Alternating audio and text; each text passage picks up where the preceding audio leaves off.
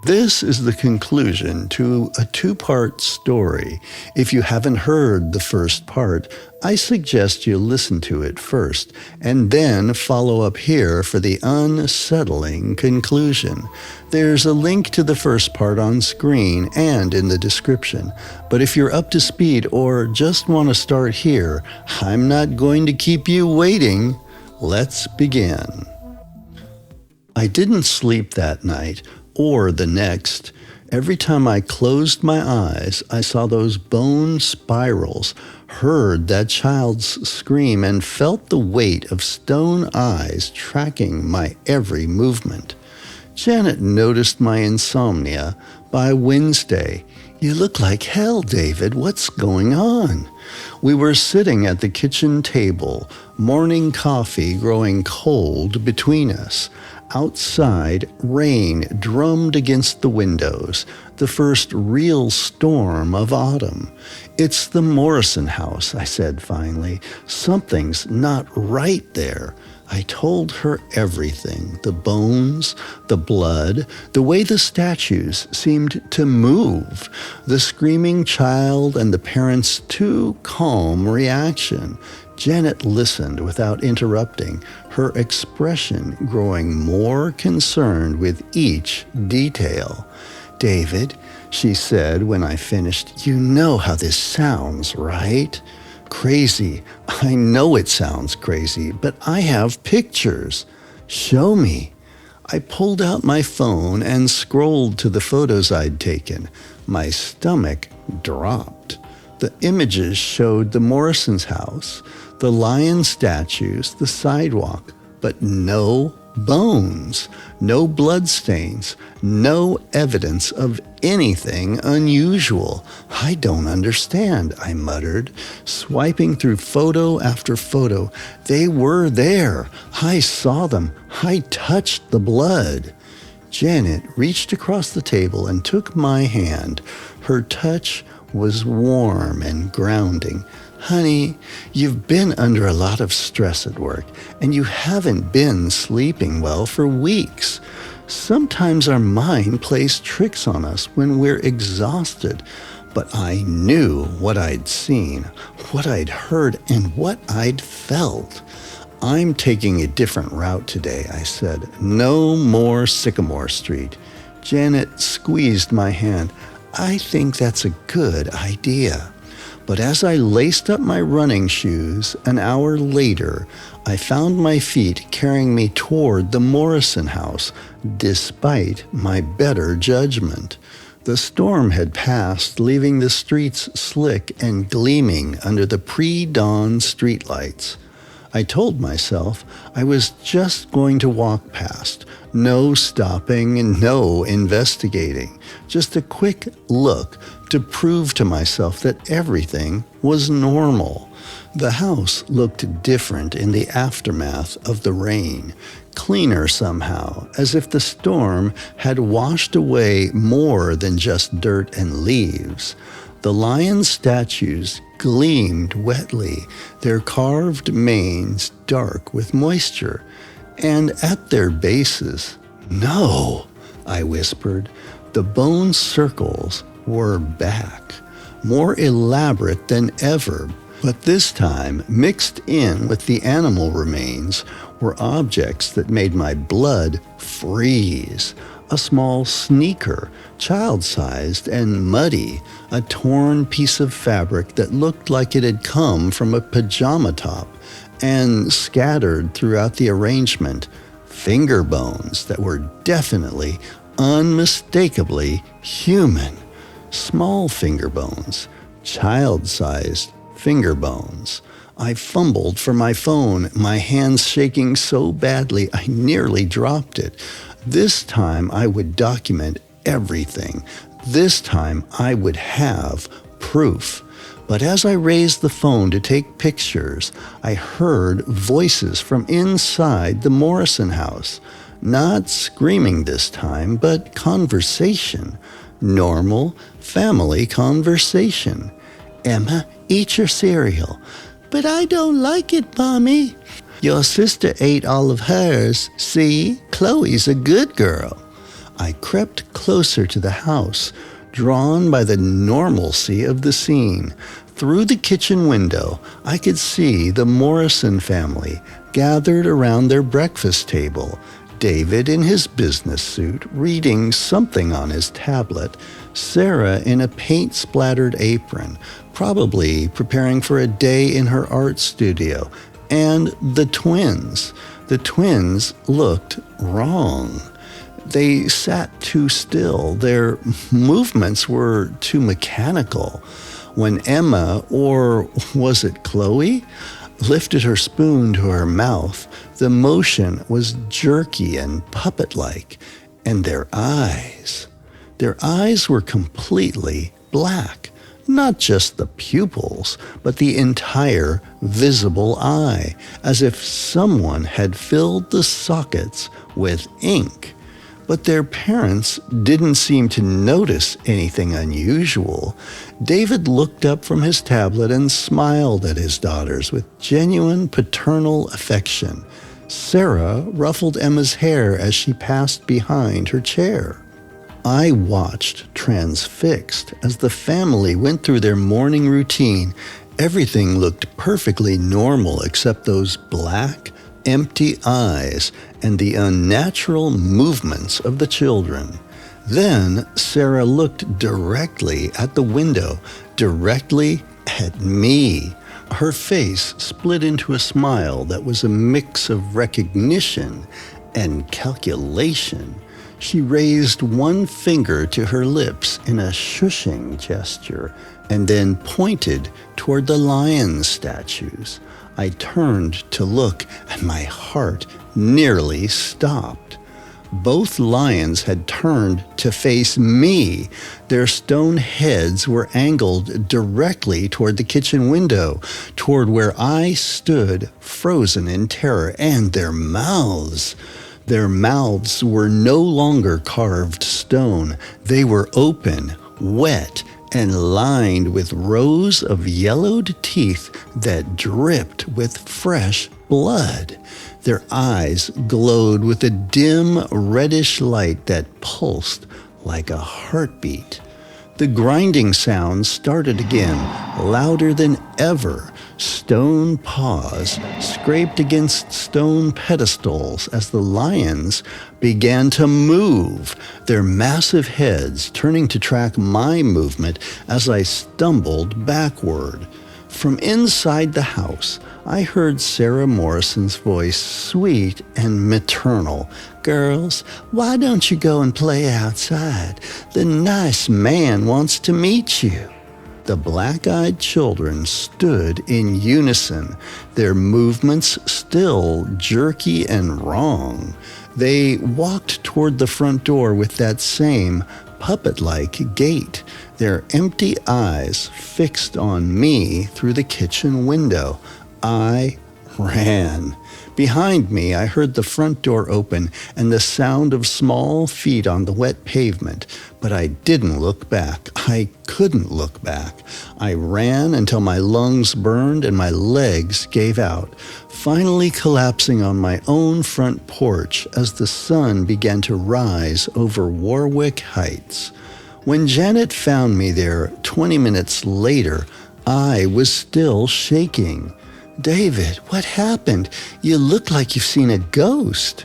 I looked up at my wife, my normal, rational, beautiful wife, and tried to find words for what I'd witnessed. "I think," I said finally, "I need to call the police." The police were polite but skeptical. Officer Martinez, a tired-looking woman in her 40s, took my statement while her partner walked around the Morrison house with all the enthusiasm of someone humoring a crazy person. "So you're saying these stone statues move?" Martinez asked, not looking up from her notepad. "I know how it sounds, but..."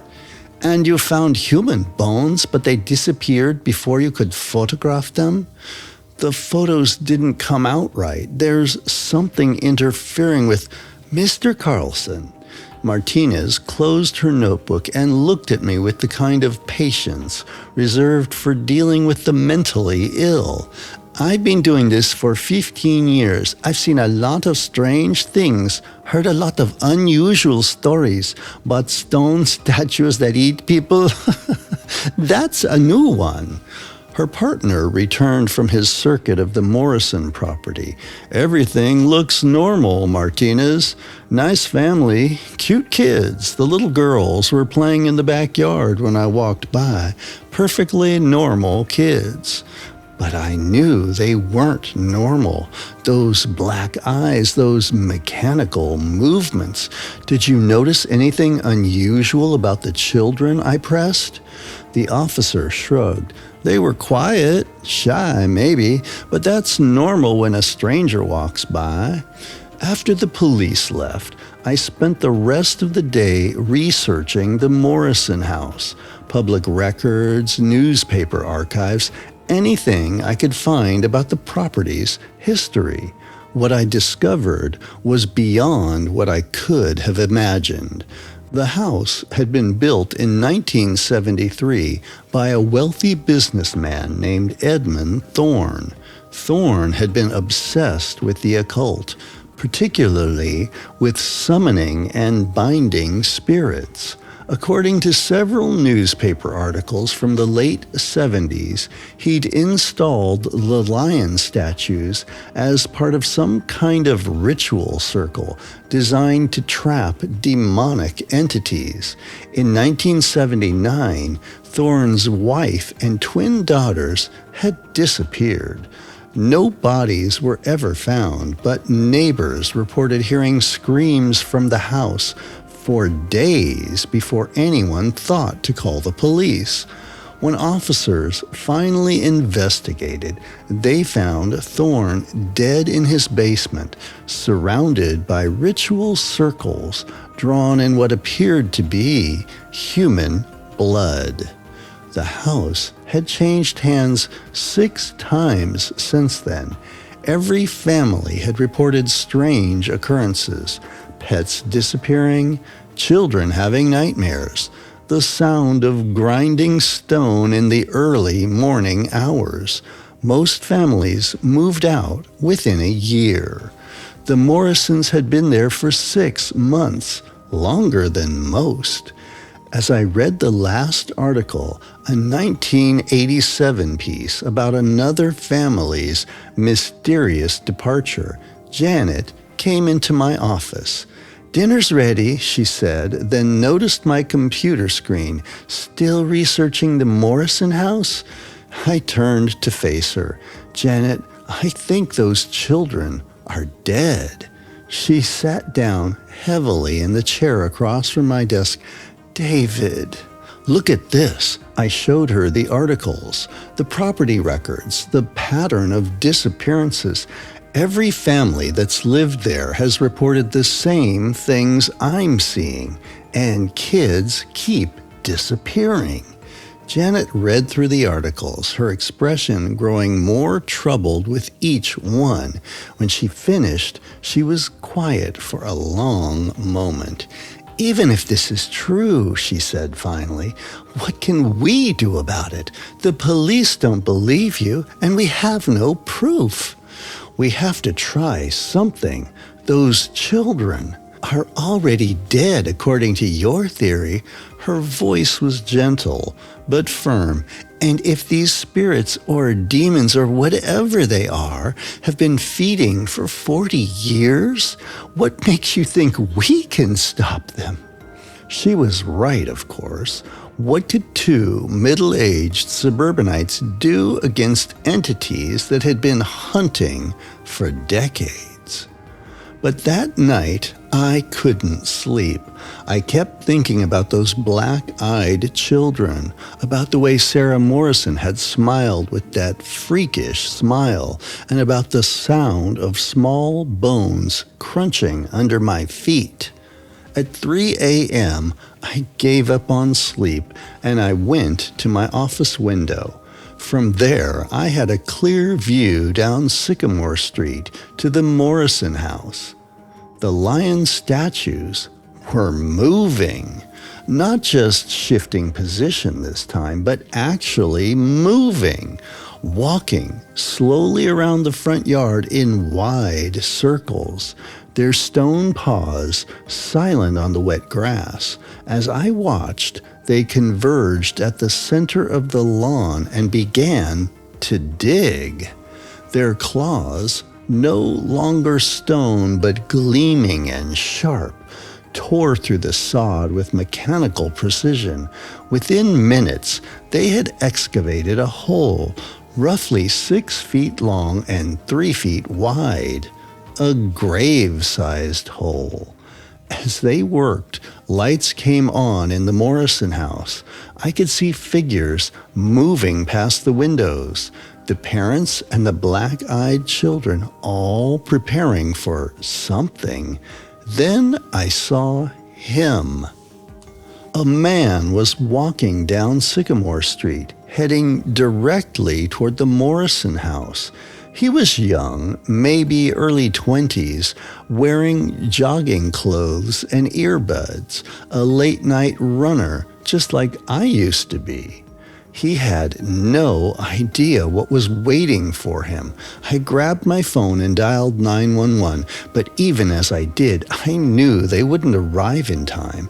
By the time I explained the situation, by the time they decided whether or not to believe me, it would be too late.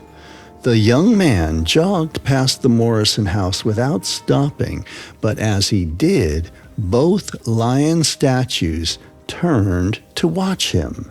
Their glowing red eyes tracked his movement as he continued down the street. He made it about 50 yards before he stopped.